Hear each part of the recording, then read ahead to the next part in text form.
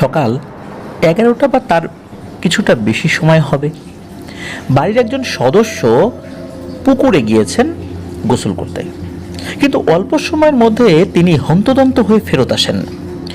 তার এই উদ্বিগ্নতার কারণ জানতে চাইলে তিনি বলেন যে পুকুরে নামার পর তার পা ধরে নাকি কেউ একজন টান দিয়েছে। এরপরই উনি দ্রুত ভয় পেয়ে উঠে চলে আসেন।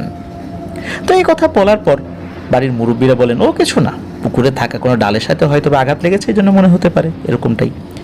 কিন্তু অল্প সময়ের মধ্যে আরেকজন সদস্য এসে একই কথা যখন বলেন, তখন বাড়ির মুরব্বী দাদু উনি দেখতে যান ব্যাপারটা কি। তো উনি অনেকক্ষণ বসে থাকার পরও কিছু দেখতে পান না।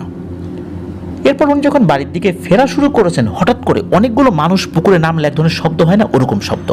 উনি পিছন দিকে ঘুরে তাকিয়ে দেখেন অনেকগুলো মোটা কালো অবয়ব পুকুরের পানিতে নেমে অদৃশ্য হয়ে গেল।